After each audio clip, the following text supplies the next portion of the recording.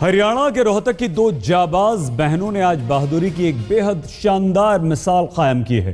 ये दुर्गा है, ये शक्ति है। Well, here's the latest coming in on the Delhi pervert. इस देश में वीरता को एक नया पता मिला है। बदतमीजी आप करते हैं और फिर आप लड़की पे ये ब्लेम डालते हैं कि वो अपना एजेंडा चला रही है। I am so angry today that when that man who is the pervert is brought out by the police, there is some kind of a Ku Klux Klan mask put around his face. मुख्यमंत्री ने कहा है कि 26 जनवरी को सम्मानित किया जाएगा आप दोनों को। आपको माफी मांगनी चाहिए सरबजीत, इस पॉइंट पे on camera you should apologise. दूसरी चीज बधाई की ये है कि जो सेना की जो परीक्षा दी थी उन तीनों लड़कों ने, सेना ने कह दिया हमें नहीं चाहिए ऐसे जवान। रोहतक की चलती बस में तीन लड़कों की पिटाई करने वाली इन लड़कियों का एक और वीडियो अब सामने आया है। आप लोग को आपकी फैमिली को माफी मांगनी चाहिए कि आप बदतमीजी करते हैं सड़क पे, और इंस्टेड क्या होता है कि आपकी फैमिली कहती है कि नहीं हमारा बेटा तो इनोसेंट है। बहनों की बहादुरी देखकर उन्हें 31,000 इनाम देने का ऐलान कर दिया है। आरती और पूजा दोनों बहनों ने मंचलों से निपटने में जो बहादुरी दिखाई है, मैं चाहूंगा कि हर बेटी और बहन इसी प्रकार की बहादुरी दिखाए और उनकी बहादुरी का हम सम्मान करते हैं और इसलिए उनको 31,000 रुपए से पुरस्कृत करेंगे। सरबजीत एक बार माफी नहीं मांगी, आपके जान पहचान के लोगों ने माफी नहीं मांगी। This is the time to apologise.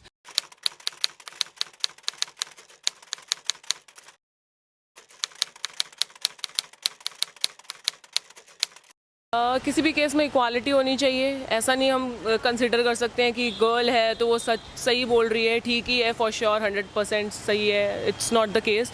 बहुत बार ऐसे केसेस होते हैं जब गर्ल्स झूठ भी बोल रही होती हैं और may be because of some personal issues they like put false blames on some people. So ये भी केसेस होते हैं।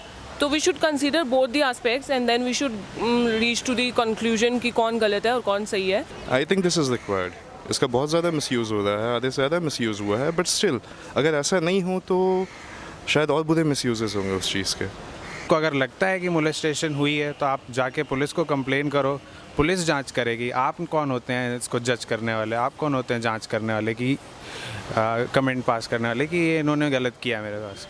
आपको अगर लग रहा है तो आपको पुलिस के पास जाना चाहिए। सोशल मीडिया में ऐसी चीज़ें नहीं फैलानी चाहिए बिना किसी प्रूफ के, बिना किसी उसके, क्योंकि फिर अगर एक बार फैल जाता है तो फिर उसके बाद इमेज अगर एक बार गिर गई तो फिर दोबारा उसकी इमेज अच्छी होना बहुत मुश्किल होता है। I think people should not generalise it, like even for women, all women are not good.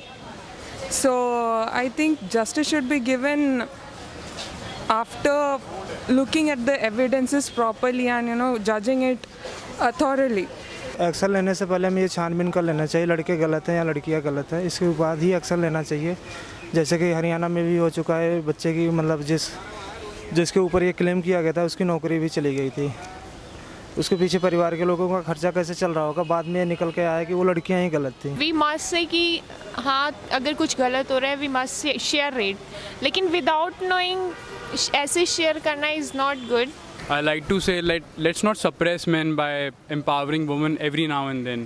The case like we can see how media publicized everything so badly. यहाँ पे लड़कियों की ऑथेंटिसिटी पे ही बात हो जाती है ना कि जब सारे केसेस आ रहे हैं लड़की भी गलत है, वो मतलब बाद में तो ये भी समझ आ ही रहा है लोगों को कि हाँ लड़की ने बेकार में हाइप किया, तो ये तो सारी लड़कियां ऐसी नहीं है। फिर कल को ये डिफ्रेंसिएशन ही पॉसिबल नहीं रह जाएगा कि केस कौन सा जेन्युइन है और कौन सा केस नहीं है जेन्युइन।